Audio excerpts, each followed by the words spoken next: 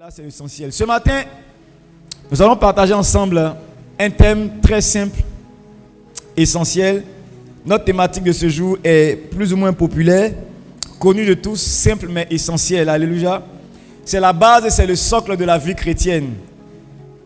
La base et le socle de tout grand accomplissement en tant que chrétien. Amen. Et avec Dieu et dans la vie même courante, c'est la base. Amen. Quelqu'un dit avec moi la foi. Dis à ton voisin la foi. Dis à un autre voisin, si ton voisin ne te parle pas, prends un autre voisin, dis-lui la foi. Si celui à qui tu as dit, tu sens qu'il n'est pas trop heureux, prends quelqu'un d'autre, dis-lui la foi. Yes. Je vous ai promis en début d'année que cette année, je vous donnerai des messages simples, essentiels, qui sont à la base. Mon but, c'est de t'aider à aimer Dieu.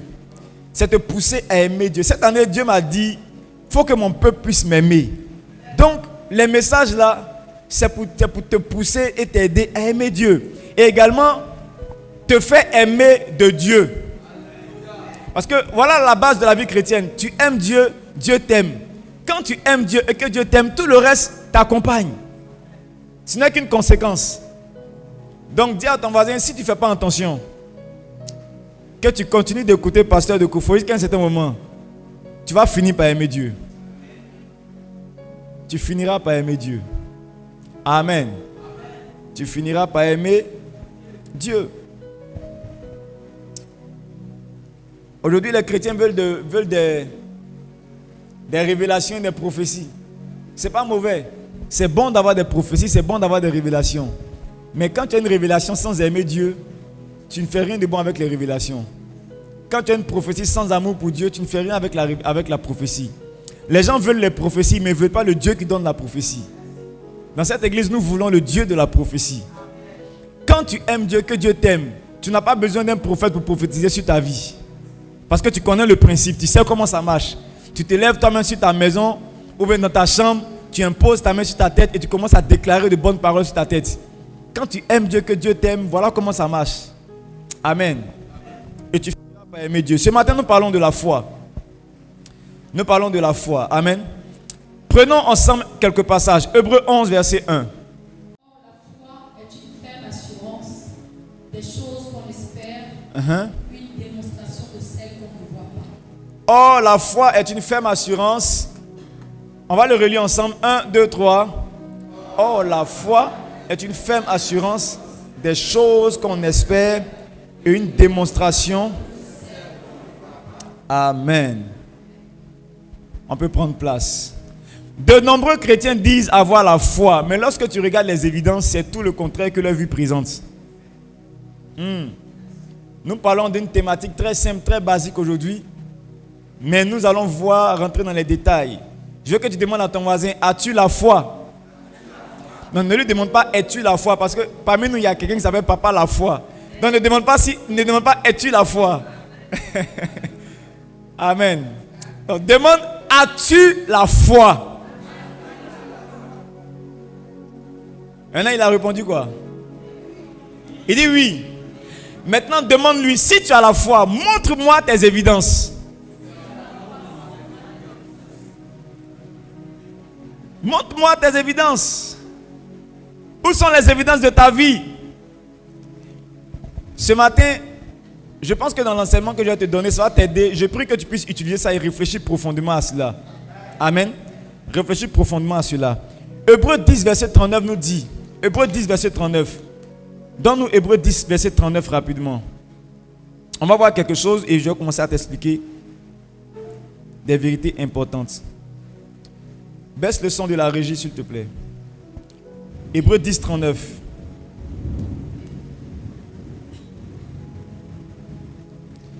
Il dit, nous ne sommes pas de ceux qui se retirent pour se perdre, mais de ceux qui ont la foi pour sauver leur âme. Nous ne sommes pas de ceux qui se retirent pour se perdre, mais nous sommes de ceux qui ont la foi pour faire quoi? Pour sauver leur âme. Amen. Lorsqu'il parle de sauver son âme, là, ce n'est pas seulement le salut pour aller au ciel. Lorsqu'on parle de sauver son âme, C'est-à-dire, c'est mettre son âme dans de bonnes conditions. Alléluia. Quand on dit par exemple, quelqu'un était dans un danger et on l'a sauvé des eaux, ça ne veut pas dire qu'on l'envoie au ciel. Ça veut dire qu'on l'a épargné d'une certaine mort et on l'a mis dans un endroit sûr, on l'a mis en sûreté. Donc lorsqu'on parle également de sauver son âme, c'est mettre son âme en sûreté. C'est mettre son âme dans la paix, c'est mettre son âme dans la joie. Alléluia.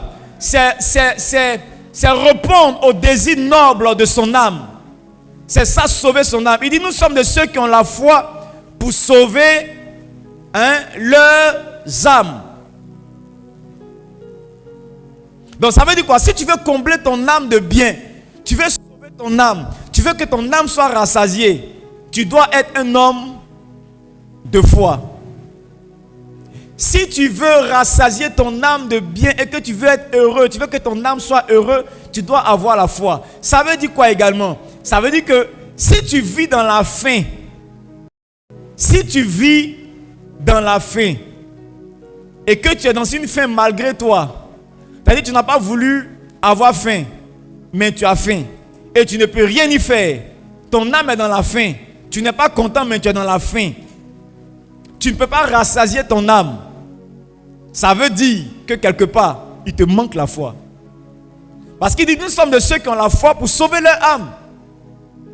Donc si ton âme n'est pas sauvée, si ton âme manque d'un type de salut, par exemple, ton âme manque de joie, de paix, de satisfaction, ça veut dire que quelque part, il manque la foi.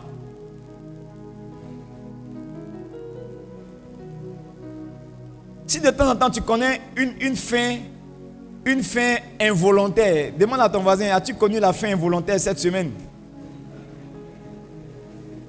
Il y a des faims involontaires, tu n'as pas voulu avoir faim, mais... Donc si tu as connu une faim involontaire et que tu n'as pas pu rassasier cette faim-là, ça veut dire que quelque part il te manque la foi. Si tu vis des situations précaires malgré toi et tu fournis des efforts et que tu ne t'en sors pas, ça veut dire que quelque part il te manque quoi? La foi. Frère, nous tous on dit on a la foi, hein? Mais quand tu lis ce que la Bible t'explique sur la foi, que tu veux lire et être sérieux, tu comprendras qu'il y a quelque chose qui manque. On a raté quelque chose. Tu vis dans la pauvreté, tu fais tout, ça ne va pas. Tu fais tout, ça ne va pas. Ça veut dire que quelque part, il n'y a pas la foi. Regardez ce que Matthieu 17, verset 20 nous dit. Matthieu 17 dit quoi? Il dit, si vous avez la foi comme un grain de sénévé, vous direz à cette montagne, transporte-toi de là et jette-toi, où ça? Et il dit quoi? Elle se transporterait et elle va se jeter. Il dit, rien ne pourra, il dit quoi? Rien ne vous serait impossible. Même Matthieu 17, verset 20. C'est au tableau? Je m'approche pour lire avec toi. Il dit, c'est à cause de votre incrédulité, leur dit Jésus, je vous le dis en vérité, si vous aviez de la foi, comme un grain de sénévé, vous diriez à cette montagne, je ne sais pas quelle est la montagne qui est dans ta vie. Les montagnes dans la vie, c'est des problèmes, c'est des situations vraiment énormes qui te dépassent, qui sont imposantes dans ta vie. C'est ça les montagnes. Vous diriez à cette montagne, transporte-toi d'ici là. Et elle se transporterait. Je garde la fin pour tout à l'heure.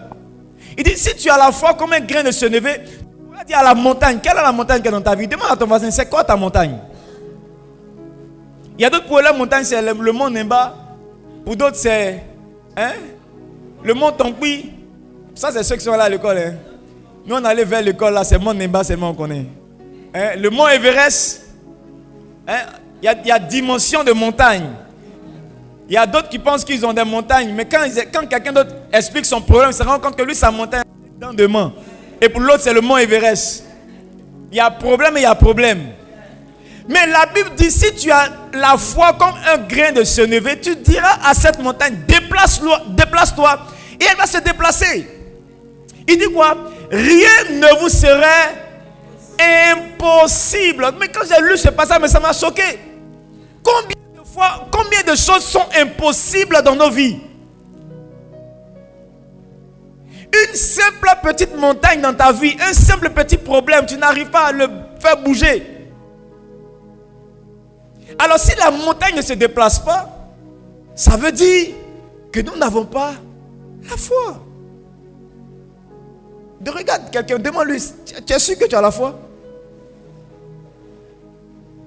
Peut-être que tu as un squelette de foi quelque part là-bas, qui te permet de tenir. Mais pour les choses extraordinaires, est-ce que tu as cette foi-là? Si tu n'arrives pas à sortir de la précarité, ça veut dire que la foi n'y est pas. La foi qui va t'aider à faire bouger la précarité n'y est pas. Tu n'arrives pas à sortir de la pauvreté, c'est pareil. Une maladie te fatigue, c'est pareil. Quand la maladie s'impose dans la vie de quelqu'un et que la personne n'arrive pas à guérir, malgré tout ce qu'elle peut faire, jeûne, elle prie, et la maladie est présente dans sa vie, ça veut dire que cette personne n'a pas la foi. Les amis, aujourd'hui, beaucoup de chrétiens vont d'église en église, ils disent, ils cherchent le miracle.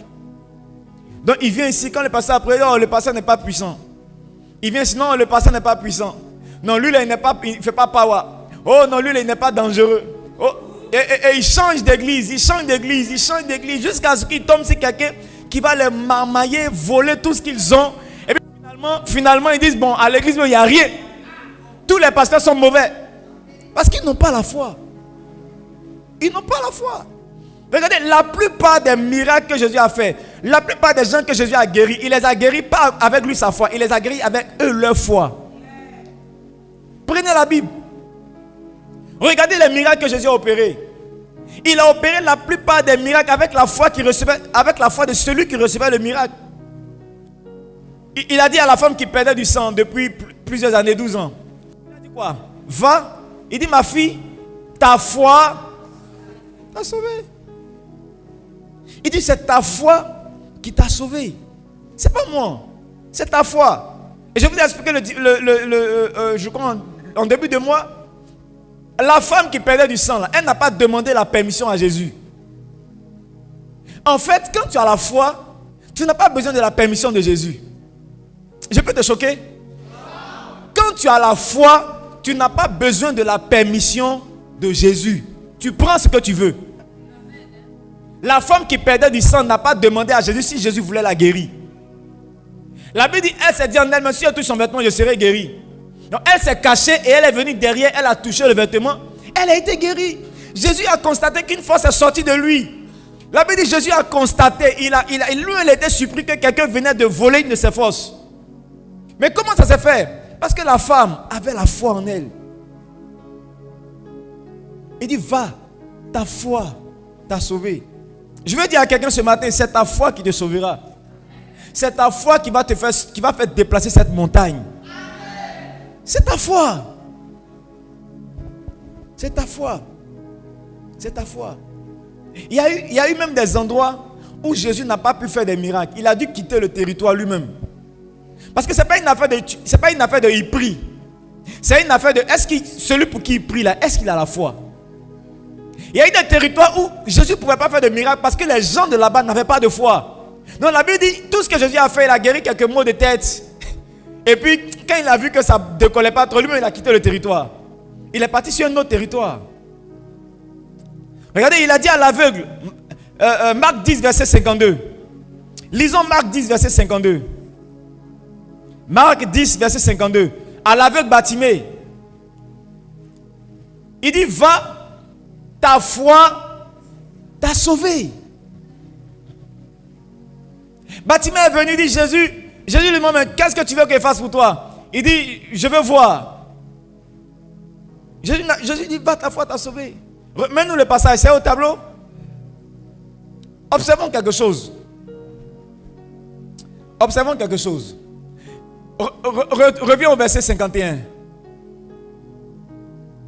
Jésus prenant la parole lui dit, que veux-tu que je te fasse? Rabouni lui répondit l'aveugle, que je recouvre la vue.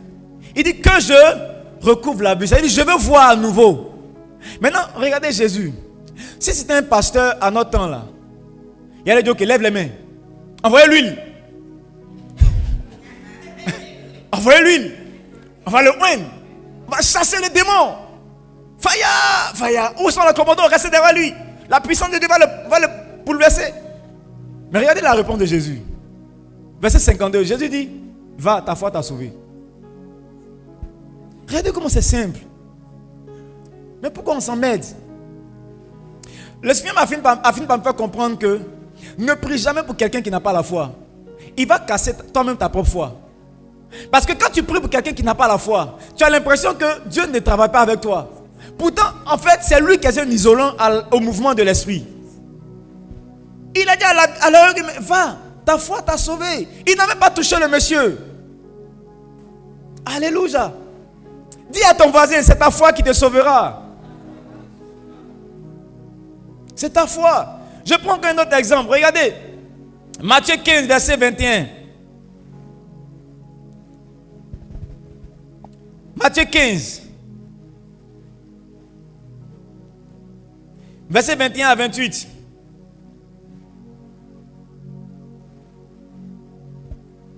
Matthieu 15, verset 21 à 28. Je prends quelques passages pour t'envoyer quelque part. Il dit, Jésus étant parti de là, se retira dans le territoire de Tyr et de Sidon. Et voici une femme cananéenne. Donc c'est un peuple qui n'était pas juif. Donc c'était un peuple rejeté par Dieu, le peuple cananéen. Voici une femme cananéenne qui venait de ces contrées, lui cria, « Aie pitié de moi, Seigneur, fils de David, ma fille est cruellement tourmentée par le démon. » Bon, je veux deux personnes. Mais une personne, on va faire le scénario ensemble pour que vous puissiez comprendre. Qui vient avec moi? Viens. Ok, Patricia est là? Ok. Bon, on prend qui? Bon, ok, venez. Toi, tu es le disciple de Jésus. Toi, tu es la cananéenne. Mets-toi quelque part derrière ici. Hein? Regardez. Jésus avance avec ses disciples. Et puis la femme derrière, elle crie, « Seigneur, aide-moi. Viens me sauver. Ma fille est tourmentée par un démon. » Parce qu'elle est consciente que le gars, il fait des miracles, il peut faire quelque chose pour elle. Vous voyez? Maintenant, quand elle a crié ça là, son disciple a dit quoi? Un de ses disciples s'est approché, il dit, avec insistance, il dit quoi? Renvoie-la. Il dit, renvoie-la, elle crie derrière nous, elle nous gêne. Hein? Et puis, donc, c'est le protocole de Jésus. Donc, Jésus lui aussi s'en va parce que le protocole a dit, renvoie-la. Lui aussi s'occupe pas. Maintenant, qu'est-ce qui se passe? Jésus dit, je n'ai été envoyé qu'aux brebis perdues de la maison d'Israël. Ça veut dire quand elle a dit renvoie-la, lui aussi dit oui. J'ai été seulement envoyé pour vous. Vous les juifs, c'est pour vous que je suis venu, les chrétiens, c'est pour vous que je suis venu. On ne fait rien à elle. Mais regardez, la suite du passage, reste là, Pierre, reste là. Mais, regardez ce que la femme a fait. Elle vient se prosterner. Quand Jésus a dit, j'ai été envoyé que pour les brebis perdues dans la maison d'Israël, il vient de lui dire que je ne suis pas venu pour toi, arrête de m'emmerder. C'est ce qu'on appelle parler mal aux gens. Jésus était un champion en malparlage. Quand tu lis la Bible, tu vas te rendre compte que si c'est pour mal parler, là, il était fort dedans. Et ça sortait facilement. Qu'est-ce qui se passe? Mais elle vient se prosterner devant lui en disant, c'est-à-dire malgré le fait que je l'ai belle, elle vient encore, et puis elle vient encore devant Pierre, tout cela. Et puis elle dit, Seigneur, secours-moi. La suite, malgré ça, regardez la réponse de Jésus.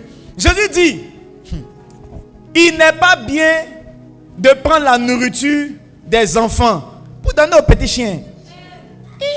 À Abidjan, ici, tu m'as dit ça. Regardez la réponse de Jésus. On ne prend pas la nourriture des enfants pour donner aux petits chiens. Donc, il est en train de traiter la femme directement de chien. Il a dit, si c'est moi à Abidjan ici, à Daloa ici, tu vas m'expliquer. En fait, c'est parce que j'étais vu en Messie que tu me parles comme ça, non? On va régler ça sur la route là. On va régler ça en même temps. Mais regardez, cette femme ne sait pas de quoi. J'ai regardé sa réponse. Elle dit, malgré le fait que Jésus l'a traité de chien, elle dit oui Seigneur. Mais même les petits chiens mangent les miettes qui tombent sous la table de leur maître. Elle dit oui, je suis chien. Elle dit oui, je suis chien. Mais même les chiens là, quand la nourriture tombe à table, à terre de leur maître là, ils mangent. Donc elle était en train de dire, c'est vrai, je suis chien, toi-même tu es mon maître. Donc quand ta nourriture tombe là, je dois prendre aussi pour manger. C'est ce qui tombe là, je veux pas pour les enfants là, je veux ce qui tombe là. Regardez la réaction de la dame. Quand la dame a dit ça, elle a fini avec Jésus. Il ne pouvait plus rien dire. Il dit, parole contre parole. Parole contre parole. Alors Jésus lui dit, femme, Ta foi est grande, hein. Parce que malgré le fait que je t'ai parlé mal, normalement tu devais te fâcher au parti. Parce que c'est ce que je voulais. Que tu te fâches au parti. Mais il dit, femme, ta foi est grande. Et puis il dit, qu'il te soit fait comme tu veux. Et quoi? Et à l'heure même, sa fille fut guérie. Pendant qu'elle était encore là, là-bas sa fille a été libérée. Le démon est parti. À l'instant précis. Maintenant regardez ce qui est. Quand tu lis l'histoire, de toute façon telle que je vous ai raconté, vous comprenez que Jésus n'avait pas envie même de guérir la femme. Il n'avait pas envie de rendre service à la femme. Il n'avait pas envie de faire quelque chose pour elle. Mais en réalité, la guérison ne dépendait pas seulement de Jésus. Ça dépendait aussi de la femme. Ça dépendait de sa réaction. Ça dépendait de comment elle allait agir. Et tellement qu'il ne voulait pas l'aider, il n'a pas demandé encore même ta fille à quoi. Il dit, va, qu'il te soit fait comme tu veux. Il ne veut pas entendre. Il dit, ta foi est grande, non, on ne peut rien faire. Qu'il te soit fait comme tu veux. Je dis, il te sera fait comme tu veux quand tu auras la foi. Il te sera fait comme toi tu veux. Ce n'est pas comme Jésus veut. Jésus ne voulait pas le faire, mais il a vu la foi. Il a dit, la personne elle a une grande foi. On ne peut rien lui bloquer. On ne peut rien lui refuser. Il te sera fait comme tu veux. Alléluia. Il te sera fait comme tu veux. Il te sera fait comme tu veux. Si ton problème est attaché à toi comme tatouage, il ne veut pas te quitter. C'est parce que la foi n'est pas encore là.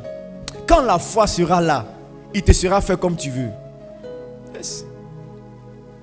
Certaines personnes disent non, si Dieu veut, je serai guéri. Si Dieu veut, c'est quand toi tu veux.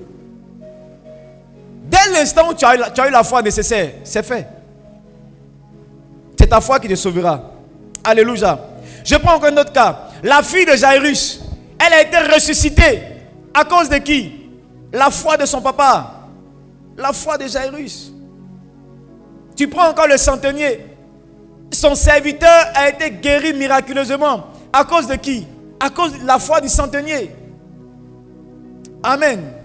À cause de la foi du centenier. À cause de la foi. C'est vrai que parfois, il y a certains cas où Jésus lui-même a dû travailler. Par exemple, pour ressusciter Lazare, ça n'a pas nécessité la foi de Lazare ou la foi de Marie ou de Marthe. C'est Jésus qui a travaillé directement. Alléluia. Quand Jésus est dans des circonstances où personne ne peut manifester de la foi et qui veut vraiment faire quelque chose par rapport au plan de Dieu, alors il active sa puissance et sa foi pour faire le miracle. Mais à 90%, 95%, le miracle vient quand tu as la foi. Quand tu as la foi. En cette saison, je prie que tu entres dans le groupe de ceux qui ont la foi pour sauver leur âme. Que tu entres dans le groupe de ceux qui ont la foi pour sauver leur âme de la maladie, sauver leur âme de la pauvreté, sauver leur âme du manque. Tu sauveras ton âme au nom de Jésus. Alléluia. Est-ce qu'on est ensemble? On est ensemble? Maintenant, observons quelque chose ensemble. Dans Matthieu 8, verset 10. Après l'avoir entendu, Jésus fut dans l'étonnement et il dit à ceux qui le suivaient, je vous le dis en vérité, même en Israël, je n'ai pas trouvé une aussi grande foi. Je n'ai pas trouvé une aussi grande foi. Alléluia. Voilà le passage que je cherchais. Il dit même en Israël, je n'ai pas trouvé une aussi grande foi. Mais remontons au verset 5 pour voir ce qui a étonné Jésus. Qu'est-ce qui a étonné Jésus pour qu'il dise qu'il n'a pas trouvé une aussi grande foi en Israël? Comme Jésus entrait dans Capernaum, un centenier l'aborda. Un centenier l'aborda, oui. Quand on dit un centenier, c'est un soldat qui est en charge de 100, un général qui est en charge de 100 soldats. C'est-à-dire c'est comme un gars de l'armée, un colonel ici, qui a 100 soldats sous son commandement. C'est lui qu'on appelle un centenier. Amen. Vas-y. Le priant et disant. Reprends le centenier. Comme Jésus entrait dans Capernaum, oui. Un centenier l'aborda. Le priant et disant. Seigneur, oui.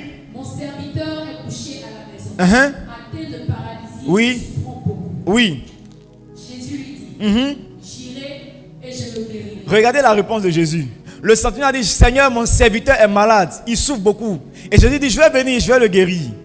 Jésus était prêt à aller faire quelque chose. Mais regarde la réaction du centenier. Continue. Le centenier répondit. Oui. Seigneur, je ne suis pas digne que tu entres sous mon toit. Mais Mais dis seulement un mot, Oui. mon serviteur sera guéri. Dis seulement un mot et mon serviteur sera guéri. Ensuite, Car moi, je suis soumis à des supérieurs. oui. J'ai des soldats sous mes ordres. Et je dis à l'un va, il va. À l'autre viens, et il vient. Et à mon serviteur, fais cela, et il le fait. Après l'avoir entendu, Voilà maintenant. Est-ce que quelqu'un voit le contexte? Le centenier est venu voir Jésus pour dire, Jésus, s'il te plaît, j'ai mon serviteur qui est malade, il est très souffrant, fais quelque chose pour lui. Donc Jésus dit, ok, je vais partir, je vais le guérir. Et le centenier dit, non, je ne suis pas digne que tu rentres dans ma maison.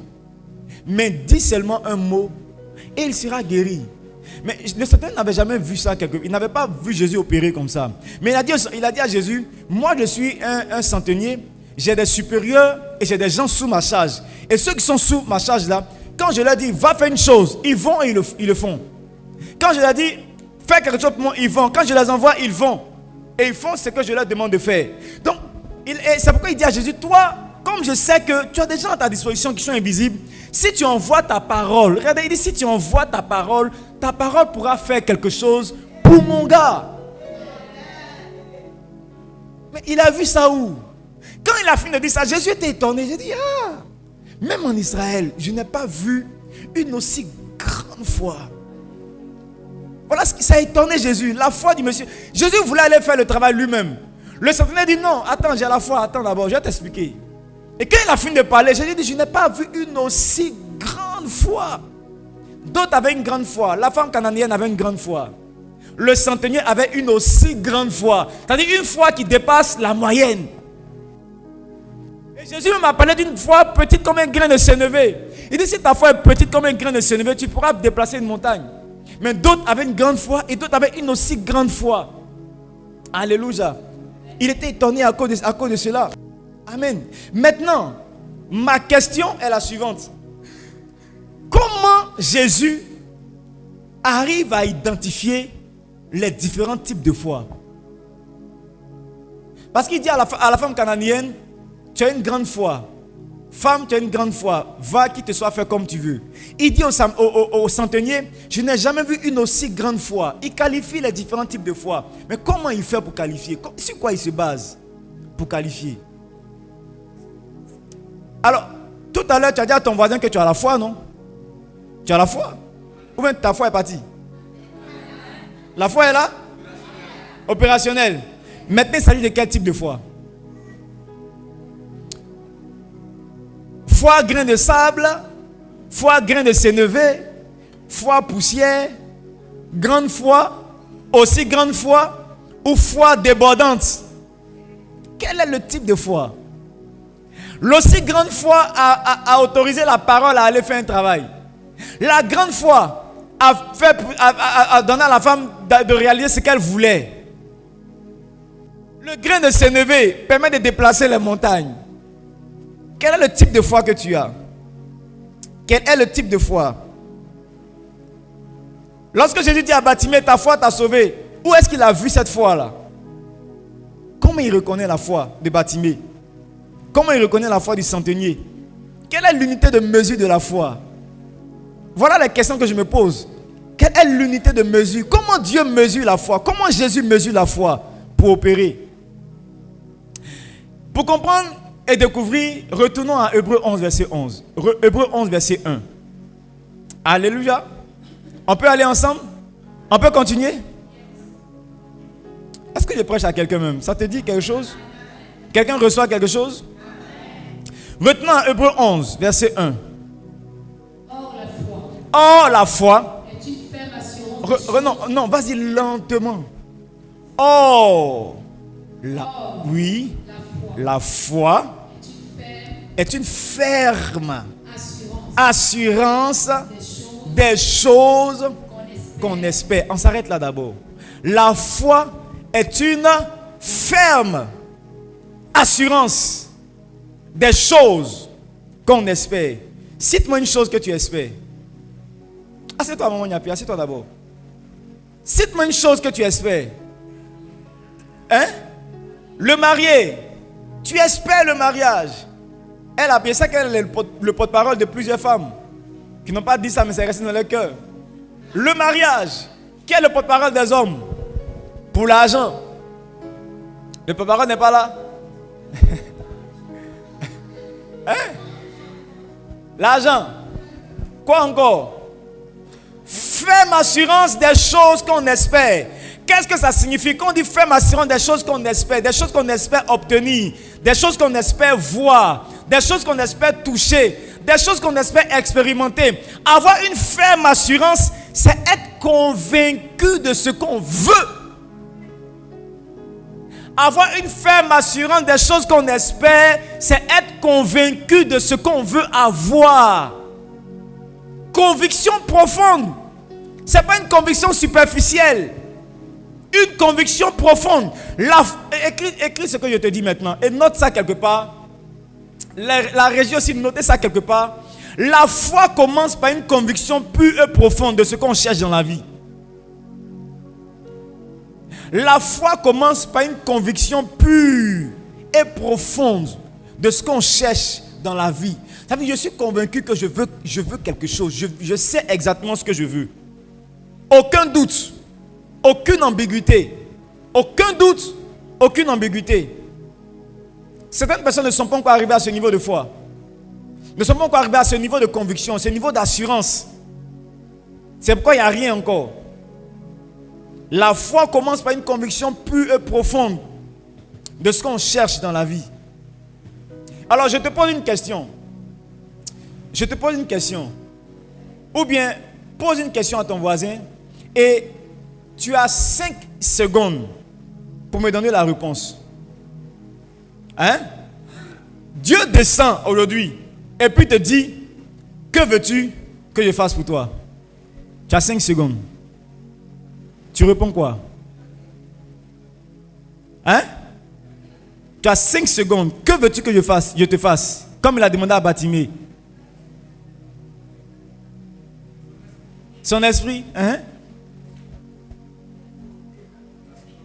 L'assurance de ton salut, hein? Hein? Hein? Toi tu veux quoi? Le jet. Oui? L'argent. Vous voyez? Pendant que je pose cette question-là, dans ton esprit, il y a tellement de choses qui passent en même temps que finalement tu dis, bon, c'est bon, la vie éternelle. Sinon, quand tu te lèves le matin, là, tu ne peux pas vous dire, donne-moi la vie éternelle. Hein?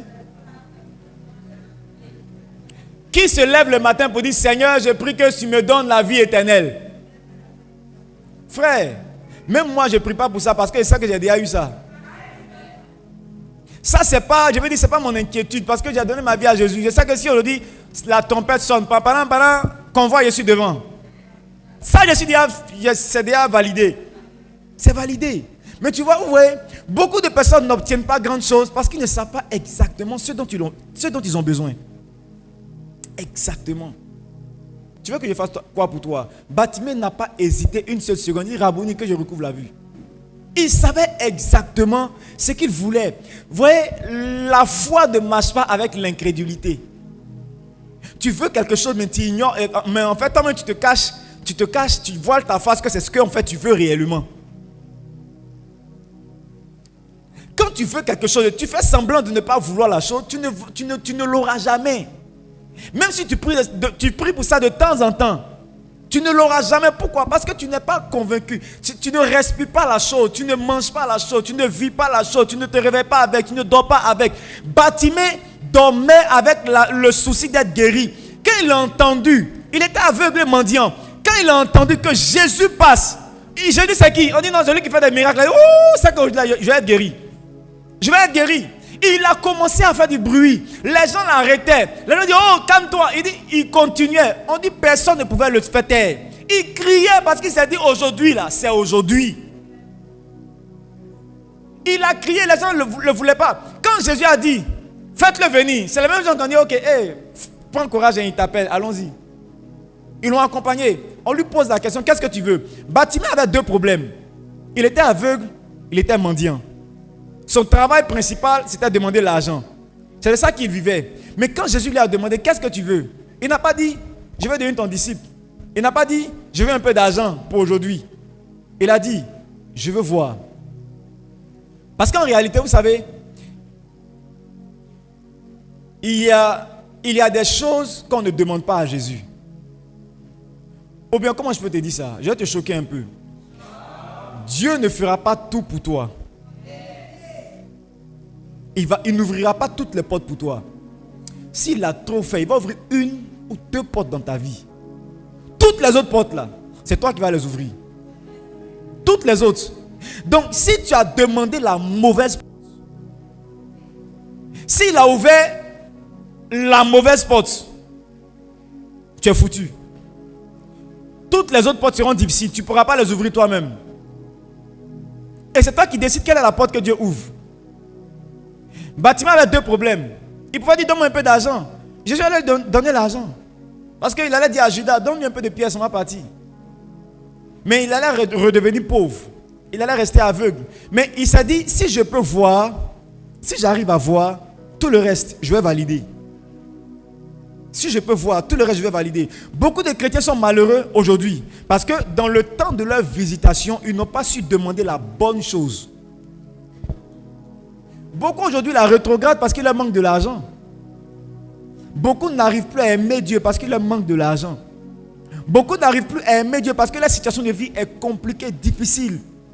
Certains chrétiens musiciens aujourd'hui sont obligés d'aller jouer dans des bars, dans des boîtes de nuit parce qu'ils n'ont pas de finances, ils n'ont pas de réalisation. S'ils en avaient, ils aiment Dieu, mais ils sont obligés d'aller chercher l'argent. Alléluia. Quand Dieu se révèle à toi, tu dois pouvoir lui demander la bonne chose. Et c'est ce que Bartimée a fait. Amen. C'est ce que Bartimée a fait. Bartimée savait exactement ce qu'il voulait. Est-ce que tu sais exactement ce que tu veux dans la vie? Si tu ne sais pas, c'est le moment de réfléchir. Parce que la foi commence par une conviction profonde de ce que tu veux. J'étais sur les réseaux sociaux et je regardais un prophète là, qui était en train de faire son ministère. Et il a demandé à une jeune fille, ma fille, Dieu s'est souvenu de toi. Elle dit, Amen. Que veux-tu que Dieu fasse pour toi? Elle a commencé à raconter sa vie. Premièrement, je voulais... Et puis ensuite, je veux qu'il m'accorde beaucoup de paix. Et puis ensuite, le projet qu'il a mis dans mon esprit, je voulais qu'il me donne. Et puis ensuite, elle a commencé à citer. Donc moi, je regardais la vidéo, j'étais énervé à la place du prophète. J'étais énervé. Dieu ne va pas venir régler tout dans ta vie. Il y a une seule chose. Tu dois savoir exactement la chose qui va régler les autres choses. Tu dois savoir la chose qui va régler les autres choses. Quand Dieu se révèle à toi, ne lui demande pas un mari. Mes filles, écoutez-moi. Je suis marié, ça fait 10 ans. Je vais dans ma 11e année. Et je suis bien placé pour te dire, quand Dieu se révèle à toi, ma fille, qu'est-ce que tu veux qu'il fasse pour toi? Ne lui dis pas, donne-moi un mari. C'est la mauvaise chose à demander au Seigneur. Cherche autre chose. Je ne te dis pas ce que tu dois demander, mais toi-même cherche. Il y a des femmes, au temps de leur visitation, elles ont dit, dès que le Seigneur a demandé, tu veux quoi ma fille? Oh, un mariage. Un Chinois est rentré dans leur vie. Garçon Shintok. Et aujourd'hui, elle prie, maintenant le nouveau sujet de prière, c'est Seigneur, change son cœur. Oh Seigneur, souviens-toi de moi. Change son cœur, change son cœur. Tu voulais un mari, tu as eu un mari. Maintenant que Dieu change son cœur, non, Dieu ne va pas changer son cœur. C'est à toi maintenant de travailler pour changer son cœur. Donc pendant ce processus, s'il te frappe, attrape ton cœur. Pendant le processus, quand il te maltraite, attrape ton cœur. Tu as demandé la mauvaise chose. La plupart des femmes demandent, bon, est-ce qu'il faut que j'entre dedans? Je laisse. Il ne faudrait pas qu'on dise ce que je dis. Hein? Écoutez-moi, mes filles, demandez au Seigneur, vous avez déjà le salut. Si vous voulez le ministère, demandez le ministère au Seigneur. Demandez les dons pour le ministère. Si vous avez les dons pour le ministère, demandez que Dieu vous bénisse avec la prospérité financière. Les amis, si Dieu vous a déjà béni dans le ministère, vous avez les dons, vous pouvez prophétiser, vous pouvez enseigner, demandez que Dieu vous bénisse avec la prospérité financière. Quand tu es béni avec la prospérité financière, tu as le choix de qui tu vas épouser dans la vie. Quelqu'un qui a faim ne trie pas la nourriture qu'il mange. Il n'y a que quelqu'un qui est rassasié qui n'a... Attends, il a prêché. Il n'y a que quelqu'un qui a très soif, qui ne trie pas l'eau qu'il boit. Si tu n'as pas d'autres situations autour de toi, le premier guerrier qui va sortir, tu vas sauter sur lui. Si tu n'as pas d'autres situations autour de toi, le premier baoulé qui va sortir, tu vas sauter sur lui. Nos sœurs baoulées n'ont pas de situation autour d'elles. Donc le premier Mauritanien, mais même son Mauritanien, elle prend. Si tu avais la situation financière autour de toi, tu aurais le choix d'aller faire des affaires à Dubaï, rencontrer quelqu'un qui craint Dieu là-bas et qui a aussi l'argent pour faire le ministère. Tu allais faire un meilleur choix. Si tu avais un peu d'argent, si Dieu t'avait béni avec un peu d'argent, certaines soeurs n'allaient pas se faire enceinter avant le mariage. Parce que toi tu utilises la grossesse comme un appât. Pourquoi on les marie forcés? Mais pourquoi? Il n'y a pas l'argent. C'est pas que tu n'as pas l'argent que tu as fait ça. Sinon si tu en as, tu ne vas pas te mettre dans des trucs où on va te parler mal. Qui veut qu'on lui parle mal? Non, personne. C'est le manque qui pousse les jeunes filles à faire ça. C'est le manque. Donc tu vois que dans une certaine saison, quand Dieu se révèle à toi, frère, fais comme Bartimée, tu dois savoir exactement ce dont tu as besoin actuellement. Et il ne faut pas être hypocrite devant Dieu. Si ce n'est pas bon, il te dira c'est pas bon, change. Si ce n'est pas bon, dis-le. Dis-le. Actuellement là, je dis Seigneur, donne-nous le blé. Je veux le blé. On a le ministère, le don est là. Maintenant là, on cherche le blé. On va gagner des territoires. On n'évangélise pas avec parler en langue. On ne gagne pas des âmes avec quoi? Hein? Avec Jésus t'aime. Non. Les amis, quand vous voyez des églises où il y a du monde, même quand il pleut, le système qui est mis en dessous, le système de convoyage, les cars qui sont envoyés dans les quartiers, ce n'est pas les fidèles qui payent le car, c'est l'église qui paye le car. Juste pour que les gens viennent à l'église. Oui. On a étudié le système des grandes églises. Ils envoient des cars dans les quartiers pour aller chercher les gens. Dans le temps, on a commencé à envoyer un massa ici à Balouzon tous les dimanches. Ça nous coûtait de l'argent. Ça nous coûtait beaucoup, pas moins de 8 000 francs par semaine. Et parfois, quand ils font 2 tours, si on n'a rien payé, c'est au moins 16 000 francs. Par dimanche, les offrandes font combien? Les dîmes font combien? Pourquoi on prenne 16 000 chaque dimanche pour faire convoyer les gens? On a dû arrêter. Il a dit, Seigneur, donne-nous le blé. Si on a le blé, ce n'est pas un massacre qu'on va envoyer, c'est des cars climatisés qu'on enverra chercher les gens. C'est des cars. Quand Dieu se révèle à toi, tu dois savoir exactement. Demande à un voisin, est-ce que tu sais exactement ce que tu veux? Tu dois travailler sur tes convictions personnelles. Travaille, regarde, si tu es un peu perdu, assieds-toi. Et puis pose-toi des questions. Réfléchis. Hier, pendant que j'étais en train d'écrire le message, le Seigneur m'a testé. Il est dangereux, le gars. C'est-à-dire, il m'enseigne et puis il me teste en même temps. Il m'enseigne et il me teste. Donc, pendant que j'écrivais le message, j'ai mis une pause et puis j'ai commencé à être confus. Donc, quand je suis confus comme ça, ce que je fais, c'est que je m'endors. Je ne lutte plus, je dors. Je laisse les trucs et je dors. Et quand je me suis réveillé, mon esprit était un peu plus en paix. Et j'ai pu faire la différence. Il ne faut pas t'emmerder. Hein. Il y a une seule chose actuellement là qui est nécessaire.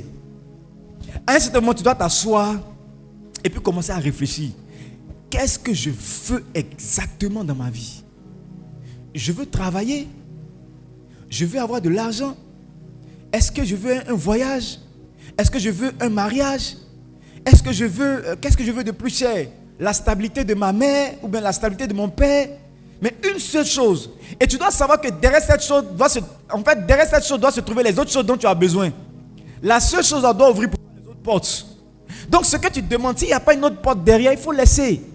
Parce que quand tu auras ça, c'est pas évident que Dieu revienne encore dans les 10 prochaines années pour dire je vais faire autre chose pour toi. C'est pas évident. C'est pas évident. Ne rate pas le jour de ta visitation. Nous sommes dans le mois de la visitation. Dieu te visitera. Il te demandera une seule chose. Que veux-tu que je fasse pour toi? Prépare ta réponse dès maintenant. Réfléchis profondément à ce qu'on veut avoir dans la vie. C'est le commencement pour obtenir une aussi grande foi. Donc la foi commence par quoi? La foi commence par quoi? Une conviction profonde, pure, profonde de ce qu'on cherche dans la vie. Est-ce qu'on est ensemble? La suite du passage nous dit quoi? Or, la foi est une ferme assurance. Une ferme assurance, oui. On espère. Oui. Une démonstration de celle qu'on ne voit. Et une démonstration de quoi? De celle qu'on ne voit. Le sel est mis pour quoi? Les choses qu'on a espérées. Le sel, c'est-à-dire démonstration des choses qu'on ne voit pas. Donc on parle de démontrer. On parle de action. Démonstration, action. Dis avec moi action. Alléluia. La deuxième phase de la foi, ce n'est pas une prière, ce n'est pas une parole, ce n'est pas une déclaration, mais c'est une attitude, c'est une action. Donc conviction personnelle et action. Démontrer, c'est agir, c'est avoir une attitude active. Dans la démonstration, on n'est pas passif. Dans la démonstration, on n'est pas assis. Dans la démonstration, on passe à l'acte, on passe à l'action, on pose des actions. Où se trouve la foi? Comment reconnaît-on la foi? La foi se reconnaît d'abord dans tes convictions personnelles et dans ton attitude, dans ta manière de faire. On peut voir si tu as une grande foi ou si tu n'en as pas. Voilà comment Jésus mesurait la foi de ceux qui venaient à lui. Alléluia. Si tu traverses des circonstances difficiles et que tu veux t'en sortir, il ne suffit pas de vouloir, il ne suffit pas de dire je veux sortir. Je suis fatigué. Seigneur, je suis fatigué de cette situation. À quand mon mariage? Oh, je pleure. Seigneur, cette situation a trop duré. Ça là, ça ne change pas la vie. Ça ne change pas la vie. David, le grand roi, un autre roi lui a fait la guerre et a volé tous ses biens. Il s'est assis, il a pleuré. Il a pleuré. Quand il a fini de pleurer, il s'est rendu compte que pleurer ne fait pas gagner la guerre. À un certain moment, il s'est assis, il dit Seigneur, on fait quoi? On attaque ou bien on fait quoi? Il a commencé à prendre ses responsabilités. Quand ça ne va pas, à un certain moment, quand tu as pleuré, tu finis de pleurer parce que c'est normal de pleurer, ça fait mal. Mais on ne pleure pas toute la vie. À un certain moment, on essuie ses larmes et on se lève, on prend des décisions, on agit. On agit. On agit. Alléluia. La foi se trouve où? Dans tes convictions. Il va falloir être convaincu que tu peux sortir et tu dois sortir de la situation dans laquelle tu es, qu'importe le prix. Cette conviction profonde va créer en toi un style de vie, une manière de faire et un type de foi va être formé en toi.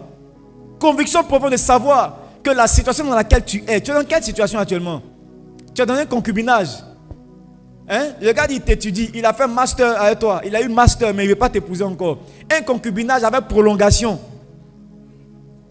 À un certain moment, tu prends tes résolutions, tu prends tes décisions. Tu dois sortir de ce concubinage-là. À un certain moment, tu as décidé, tu es convaincu que tu peux sortir. Tu es convaincu que tu dois sortir de là. Oui. Trop, c'est trop. La galette t'a trop chicoté. Trop, après un moment, trop, c'est trop. Tu dors sur une maison, il fait chaud dedans. Tu es dedans. Et tu dis un jour ça va aller. Et tu t'assois. Un jour ça va aller. Tu t'assois. Un jour ça va aller. Un jour finit pas dans le calendrier. Un jour finit pas. Il y a toujours un jour. Donc à un certain moment là, tu dois être convaincu que moi, ma place, ce n'est pas ici. Je dois sortir et je peux monter. Je dois monter, je peux monter. Tu es élève, tu dois te dire que toi là, place rang de premier là, c'est pour toi aussi. Tableau d'honneur, c'est pour toi aussi. Tu ne peux pas rester toute ta vie à l'école et puis acclamer tes amis. Chaque année tu acclames tes amis. Toi tu es venu les accompagner? Tu n'es pas venu les accompagner. Tu es venu aussi prendre le tableau d'honneur. Tu peux prendre le tableau d'honneur et tu dois prendre le tableau d'honneur. Tu dois être convaincu. Quand tu es convaincu de cela, ça va créer en toi un style, une manière d'agir. Et ça va créer en toi un type de foi. C'est là que tout commence. Alléluia. J'ai fini par accepter, par croire que lorsque la vie de quelqu'un n'avance pas, en fait c'est en grande partie à cause du manque de foi en lui. Il n'a aucune conviction profonde. Vois quelqu'un, sa vie n'avance pas. Demande-lui, on peut faire quoi pour toi? Il va dire, donne-moi du riz à manger. C'est tout ce qu'il cherche dans la vie, du riz pour manger. Il n'a pas de conviction profonde pour vraiment sortir de la misère dans laquelle il est. Il n'a pas vraiment conscience de la misère dans laquelle il est. Souvent, tu viens aider des gens, mais tu te rends compte qu'eux-mêmes, ils n'ont pas conscience de la gravité de leur situation. Alléluia. On est ensemble? On peut continuer un peu? Ou bien on s'arrête là? Je peux ajouter juste 10 minutes. Bon, tu es venu en retard aussi au culte, donc je peux me permettre de te prendre 10 minutes de plus. Et puis il pleut, donc tu ne peux pas vraiment partir. Donc normalement, s'il pleut toute la journée, ça me donne l'opportunité de te faire un séminaire sur la foi. Amen. D'autres vont utiliser la même foi qu'ils ont pour venir sous la pluie, vont utiliser la même foi pour retourner à la maison sous la pluie. Donc c'est un jeu auquel il ne faut pas s'amuser. Alors, que veux-tu exactement cette année? Ce sera le point de départ. Qu'est-ce que tu veux exactement? Voyons ensemble quelques définitions que nous pouvons donner à la foi. En 10 minutes et on s'arrête là. 10 minutes. 10 minutes. La foi, c'est décider de progresser. Voilà une définition simple. La foi, c'est décider de progresser. Décider d'avancer. Décider d'avancer. Est-ce que vous connaissez un homme qui évolue dans son travail, qui progresse, qui gagne des territoires? Quand vous voyez un tel homme, c'est un homme qui a la foi. C'est un homme qui a la foi. Écoutez-moi, la foi n'a rien à voir avec le salut. Je te donne une vérité. La foi n'a rien à voir avec le salut. C'est pas parce que tu es chrétien que tu as forcément la foi. Ou bien c'est pas parce que quelqu'un ne connaît pas Jésus qu'il n'a pas la foi. Quelqu'un peut ne même pas connaître Jésus et avoir une grande foi. Quand tu vois quelqu'un avancer, progresser, c'est quelqu'un qui a la foi. Peut-être les semaines à venir, je vais t'enseigner ce qu'on appelle la foi en Dieu et la foi de Dieu. Deux types de foi différentes. La foi en Dieu, la foi de Dieu. Quand Dieu lance sa parole, que la lumière soit, il lance sa parole et il y a une foi qu'il utilise pour que la lumière apparaisse. Cette foi-là, c'est un principe universel. Que tu sois chrétien ou pas, quand tu as adopté cette foi, tu crées dans ton environnement ce que tu veux voir arriver. Alléluia. La foi, quand tu vois quelqu'un qui progresse, qui avance dans sa vie, c'est un homme de foi. Je vous assure, c'est un homme de foi. Là où la vie s'arrête, c'est la foi qui s'est arrêtée. Là où tu as arrêté de progresser, en réalité, c'est ta foi qui s'est arrêtée là. Certaines personnes ont éteint le moteur de leur foi après avoir eu le concours de la fonction publique. Regardez, quand tu cherchais le boulot, le concours de la fonction publique, regarde comment tu étais actif. Regarde comment tu partais au plateau faire les dossiers. À 4h du matin, tu étais debout en train de lutter le bus, en train d'aller étudier, en train d'aller voir tel tonton, tel tantique, cogner les portes à gauche, à droite pour voir comment tu peux faire pour avoir le concours. Quand tu as eu le concours, tu es rentré dans la formation. Malgré les difficultés, tu es rentré à gauche, à droite, tu as lutté pour t'en sortir, tu as validé toutes les années, tu es rentré à la fonction, tu as eu le salaire et ta vie s'est arrêtée là. Ta foi s'est arrêtée. Beaucoup de fonctionnaires finissent par vivre dans la misère parce qu'ils ont éteint leur foi le jour où leur arrêté a été signé et le jour où ils ont reçu leur appel. La vie s'est arrêtée. La foi, ils ont éteint le moteur. Ouf, on est arrivé. Et c'est là que les problèmes ont commencé. Alléluia. Quand ta vie s'est arrêtée, quand tu as arrêté de progresser, demande à ton voisin, depuis les 5 dernières années, quels sont les progrès que tu as effectués depuis les 5 dernières années? Les 5 dernières années, nous sommes en 2024. Depuis 2019, quels sont les progrès? Bon, 2019, c'est encore loin. Allons en 2022. 2022, quels sont les progrès que tu observes dans ta vie en 2 ans? S'il n'y a pas eu de progrès, ça veut dire que tu as éteint le moteur de ta foi. Parce que quand il y a la foi, il y a progrès. Quand il n'y a plus de progrès, il n'y a plus de foi. Ta progression s'arrête ou ta foi s'arrête. Certaines églises ont arrêté de grandir lorsque le leader a arrêté d'avoir la foi pour la grande église. Il s'est battu. Instamment, il se bat jusqu'à il évangélise. Oh, toujours rien. Finalement, il dit, bon, écoute, je vais gérer avec mes 15 cousins qui sont là. On va faire l'église de famille. Et puis, si Dieu veut, ça va grandir. Ce n'est pas une affaire de si Dieu veut, c'est est-ce que tu as la foi. Certaines femmes ont arrêté le moteur de leur foi quand elles sont mariées. Elle a prié, jeûné pour le mari. Elle est rentrée dans les temps de jeûne, les tempêtes de jeûne, les rendez-vous à gauche. Elle a tout fait. Quand on a mis la bague, c'est fini. Elle est assise à la maison maintenant dans le salon. Elle regarde Novelas. Elle zappe la télé. Il n'y a plus de prière. Il n'y a plus d'intercession. Il n'y a plus de lutte. Il n'y a plus de make-up. Il n'y a plus de tissage. Hein? La foi s'est arrêtée. La foi te poussait à mettre les tissages. La foi te poussait à te maquiller. La foi te poussait à faire les cils, à améliorer le visage. La foi te poussait à bien t'habiller. La foi te poussait à sortir toujours classe. Maintenant, comme tu as eu le mari, tu as éteint le moteur. Tu sors maintenant sans peigner les cheveux. Tu sors maintenant sans vérifier le visage. Tu sors maintenant avec ce que tu as trouvé, tu portes. C'est ce qu'on appelle la foi a arrêté de fonctionner. Quand la foi arrête de fonctionner, il y a des dangers qui se préparent à l'avenir. Je vais vous expliquer pourquoi. Alléluia. Tu dois décider de continuer à progresser. Touche un voisin, dis-lui, tu dois continuer à progresser. Avancer. À quel niveau ta vie s'est arrêtée? À quel niveau tu t'es arrêté? Tu as acheté un terrain, tu as bâti une maison, tu étais vigoureux sur la construction de la maison. Tu te levais le matin, tu allais voir le chantier, tu courais à gauche, tu connaissais les maçons, tu connaissais les fournisseurs, tu connaissais plusieurs choses dans le domaine. Quand tu as couvert la maison, tu as mis la peinture, le premier locataire qui est rentré, ouf, tu as été le moteur de la foi.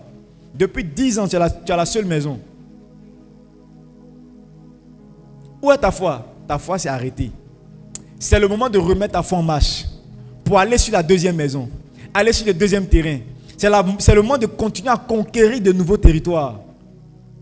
Tu as eu de l'argent, tu as eu le concours de la fonction publique, tu es rentré dans un travail quelque part. Ta vie ne doit pas s'arrêter là. Tu dois mettre maintenant ta foi en marche pour aller sur des projets plus grands, des projets plus audacieux.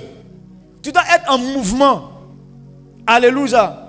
Tu dois être en mouvement. Tu dois réactiver ta foi pour continuer. Lorsque tu coupes le moteur de ta foi, en fait, ce qui se passe, c'est que tu n'es plus agréable à Dieu. Parce que pour plaire à Dieu, tu dois avoir de la foi. Quand Dieu voit la foi, alors tu deviens agréable pour lui. Alléluia. Sans la foi, il est impossible de plaire à Dieu. C'est pourquoi quand tu éteins ton moteur, à un certain moment, les problèmes commencent. Parce que Dieu ne te regarde plus. Quand tu arrêtes de progresser, à un certain moment, les problèmes commencent parce que Dieu ne te regarde plus, il n'y a plus de foi. Progresser dans la vie, c'est décider de conquérir, c'est décider d'aller dans l'incertitude. Quand tu décides de progresser, en fait, tu vas sur un territoire inconnu. Tu sors de ta zone de confort. Tu vas dans l'incertitude. Il y a des risques à prendre. La foi, ce sont des risques. Il n'y a pas de foi sans risque. Si tu n'aimes pas les risques, tu n'es pas un homme de foi. Progresser nécessite des risques et de l'incertitude. Alléluia. Parce que tu ne sais pas si ça va marcher ou ça va échouer. Quand tu prends ton argent, tu lances un projet, tu ne sais pas si ça marchera ou si ça échouera. Tu ne sais pas vraiment. Mais tu vois, l'incertitude et le risque sont une étape de la foi. C'est une étape de la foi. Quand tu continues à marcher avec ces émotions d'incertitude, de risque, tu plais à Dieu. En fait, l'expression de ta foi, c'est comme un parfum qui se dégage et qui attire les regards de Dieu vers toi. Quand tu es dans l'incertitude, beaucoup de personnes n'ont jamais voulu rentrer dans l'incertitude. Ils ont voulu rester dans les zones de confort malgré l'appel de Dieu sur leur vie. C'est pourquoi ils n'ont jamais bâti une église. Ils n'ont jamais servi Dieu sérieusement là où Dieu voulait qu'ils les servent. Parce qu'ils se sont dit, c'est trop risqué. Frères et sœurs, c'est risqué d'attraper un micro et de prêcher devant un peuple. C'est très stressant et très risqué. Vous savez pourquoi? Parce que tu ne sais pas qui est assis dans le peuple. Tu ne sais pas s'il y a des gens même qui connaissent 1000 fois mieux que toi ce que tu es en train de dire. Et tu ne sais même pas si tu es en train de te tromper. Peut-être que tu te trompes. Donc c'est risqué et c'est stressant. Il y a peut-être des anciens dans la salle. Il y a peut-être des gens à qui Dieu a parlé même dans la salle. Il y a peut-être des gens même qui ont des révélations dangereuses que toi dans la salle. Mais quand tu attrapes le micro et que tu es dans l'incertitude et tu décides de parler au nom du Seigneur, tu deviens agréable à Dieu. C'est pourquoi il te soutient. Ne croyez pas que c'est facile pour un pasteur de donner un message. Ce n'est jamais facile pour un pasteur. Demandez même les plus anciens, ce n'est jamais facile pour eux de donner un message. C'est toujours difficile. Mais tu vois, c'est le fait d'accepter cet inconfort-là qui fait que Dieu est avec eux. Dieu aime les hommes qui prennent des risques. Il aime les hommes qui aiment aller à l'aventure. Il les aime. Il a dit à Abraham, lève-toi, sors de la maison de ton père. On va quelque part où je te montrerai un chemin. C'est aller à l'aventure. C'est même pas quelqu'un que tu as vu. C'est une voix que tu as entendue. Qui te dit, laisse, abandonne ton héritage, va quelque part, je te montrerai comment on sera en chemin. Et tu t'en vas. C'est aller à l'aventure. C'est pourquoi Abraham a été agréable aux yeux de Dieu. Il avait la foi. En fait, ton attitude démontre ta foi, ton niveau de foi. Qu'est-ce que tu as fait Comment tu exprimes ta foi? Comment tu exprimes ta foi? N'ayez pas peur d'affronter les risques. En cette année 2024, tu dois accomplir de grandes choses. Tu dois accomplir de grandes choses. Tu dois réactiver ton moteur de foi pour progresser. Tu t'es trop assis. Tu t'es trop assis. Tu t'es trop assis. Touche un voisin, dis-lui, bouge un peu. Tu t'es trop assis. Bouge un peu. Va sur les territoires inconnus. Continue à bouger. Dans le ministère, continue à progresser. Cherche à aller de l'avant. Cherche à rentrer dans les groupes plus sérieux. Rentre dans les groupes plus sérieux. Viens chez les responsables. On prie tous les vendredis de 20h à minuit. Viens. N'aie pas peur de la prière. Tu vas prier. Toi-même, tu seras surpris que tu as prié pendant 3 heures.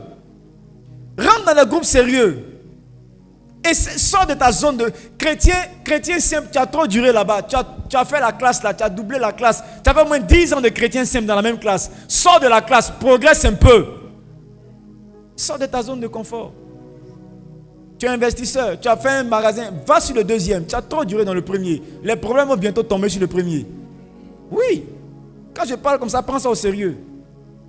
Prends ça au sérieux. Prends ça au sérieux.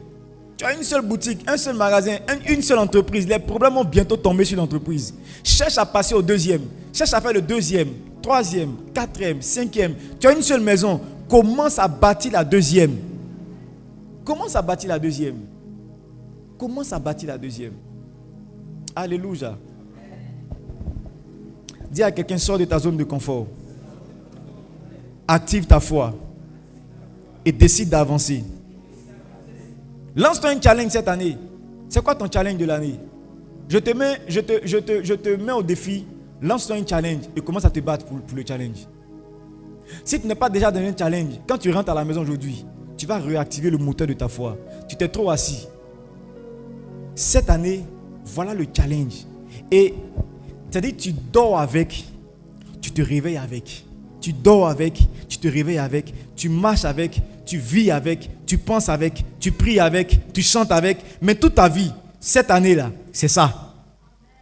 Une seule chose est nécessaire.